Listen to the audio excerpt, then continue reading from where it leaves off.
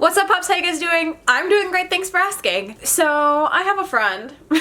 Kayleigh has friends. So my friend Mary, she recently made a video called her top 6 albums of like all time, and I was inspired to do a video of the same sort, simply because I have always been the type of person that doesn't really like albums. I'm like a song person. I've just always been that. I've always been a song person. Like, albums have never spoken to me. It's always been like maybe 1 or 2 songs off of an album. So I don't find myself buying too many albums because I just need the one song. However, there are some albums that exist in this world that I can literally sit and listen to the entire thing back to back and just be so happy with every single minute that is occurring.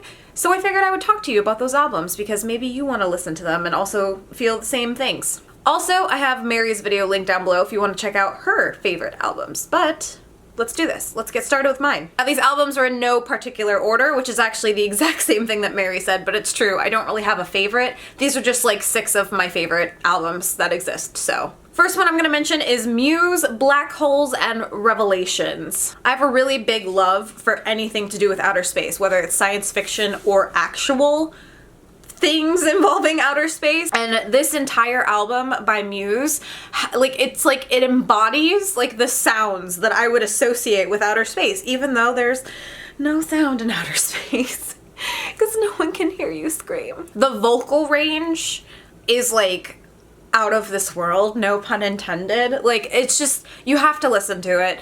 Black Holes and Revelations, by far my favorite album from Muse, and Muse is one of my favorite bands, but it's by far the best album that they've ever produced, and I can listen to every single song back to back and just feel like I'm floating in outer space. Little bit of a throwback, but MCR, 3 Cheers for Sweet Revenge. This album will always have a special place in my heart because it literally reminds me of the good aspects of high school. I was not very well liked in school.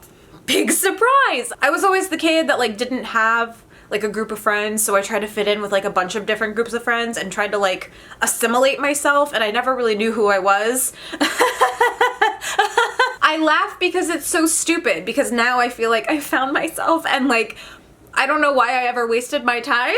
Even so, My Chemical Romance had a lot to do with me figuring out who I was without knowing that I was figuring out who I was. So back in high school, I loved them. They were great. I listened to them on repeat. Now I listen to it and it reminds me that I was on this journey in school where like I wasn't who I was, but then I kind of was on this path to figure out that like I didn't need to pretend to be someone else. And like for some reason I associate that with My Chemical Romance, and that specific album was like a huge part of my life. So every song can just get it. That made no sense. Lights, The Listening. This is another one of those albums that like I just associate with things, and this reminds me more of college. I've seen Lights perform a couple times, and like she's just one of the kindest people that I've ever had the pleasure of meeting, even if it was for a brief moment.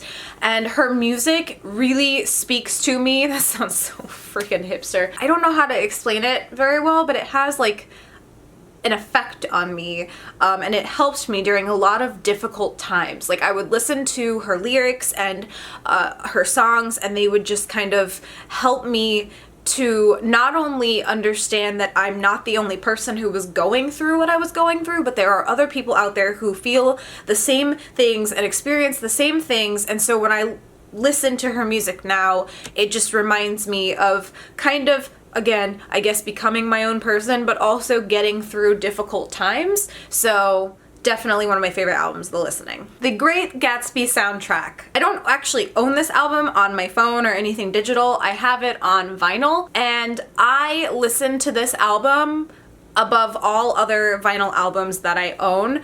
It's just, the entire thing is just magical. It's a magical experience. If you haven't listened to it, go listen to it because all of the songs are incredible. I very much love vintagey sounding music, and every song on the Gatsby soundtrack is like gorgeous. Like all of them are good. You should go listen to them. Not all of them are vintage. I don't want to like portray that every song on the Gatsby soundtrack is vintage, but like some of them are just really great. There's every type of genre on that album. It's just so good. Mumford & Sons, Sigh No More. What's weird about me liking this album is that it's very I realize how things are gonna sound before they come out of my mouth, and then I'm like, should I even say this?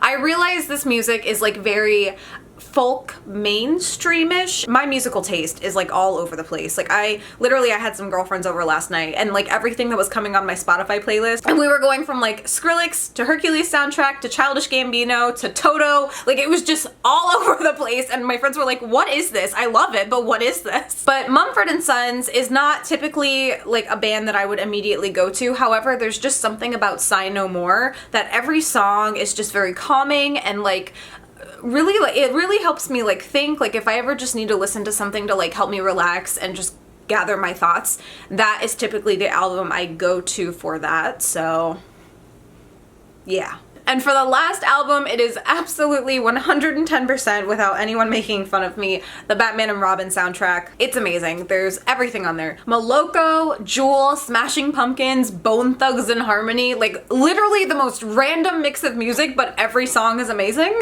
And the best part is I own this actual physical CD, like it's in my car because I listen to it all the time because it's amazing. Unfortunately, I did check to see if it's on Spotify because I don't think that this is an album that you can really just go out and buy anymore, since this came out in like the 90s. Unfortunately, it looks like Spotify does not include every song on the albums. I don't see the Gotham City song, which is like the best song.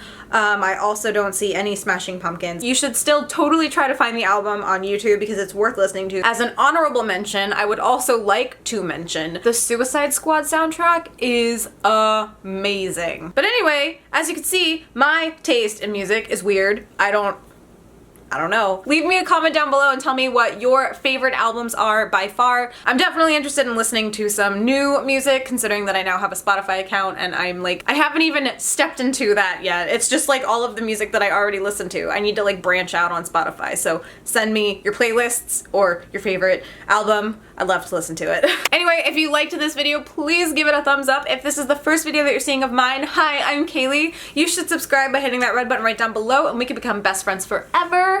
Links to my Twitter, Tumblr, Facebook, and Instagram are also down below. I'll see you guys in a few days with another video. Bye, everyone.